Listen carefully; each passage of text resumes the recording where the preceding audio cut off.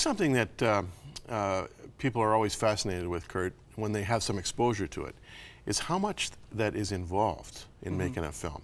I mean, generally speaking, a film is shot with one camera, right? Oh, one or two. One or two. Yeah. And you can do a shot again and again and again and again until the director decides you got it. That's correct. And sometimes it can be a half a day, a whole day, maybe for one scene. Yeah, depending on the level of, the scale of the budget or how many days you have to shoot.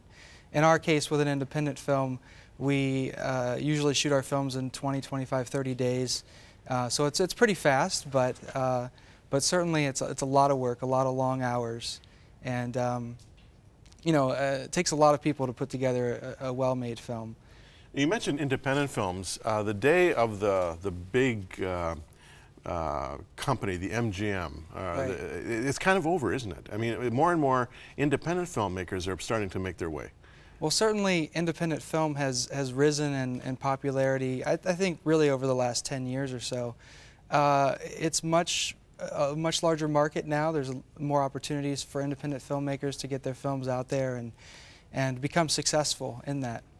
And in terms of the marketability of independent films, wasn't there a time when the big movie companies sort of owned almost the distribution network? And yeah. The theaters were sort of obligated by contract or whatever to show the films from these companies. Now, independents, how do they operate? Do they bid for time in theaters, or how do they get their show into the movie theater? There's different models. I mean, essentially, still the major distributors have first right at most theatrical releases, but there's a lot of grassroots movements that happen and are happening.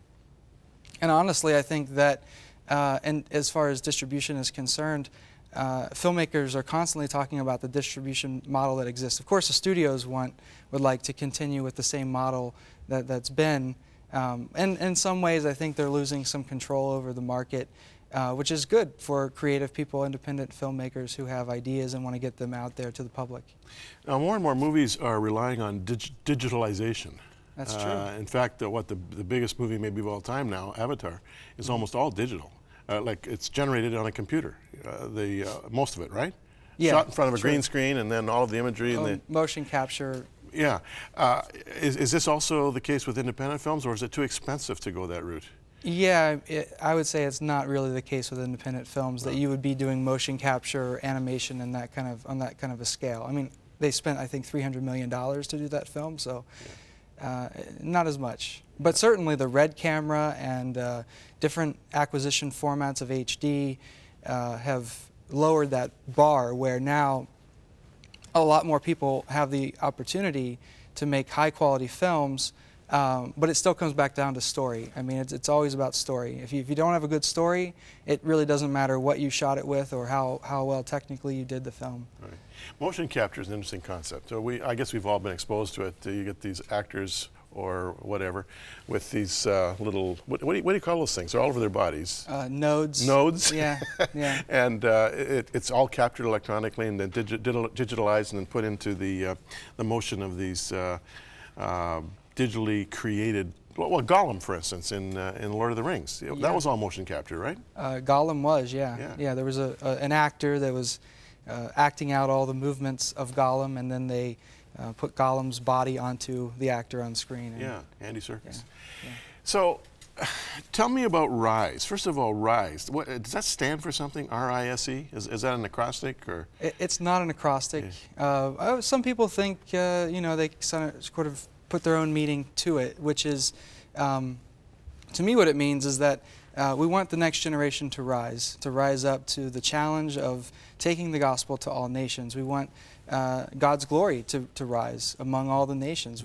If you go back to Genesis 12, you have God speaking to Abraham and saying that I will bless you, that you will be a blessing to all nations. And we want to see our next generation be mobilized to go to the field, to go and reach the unreached people groups that still exist. There's 1.8 billion people who still don't have access to the gospel today. And we want to see those unreached people groups get reached. And we want, and in this age that we're in, this era of high-tech, globally connected group of people who are visual and oral learners. We want to impact them through our filmmaking and engage them into the missions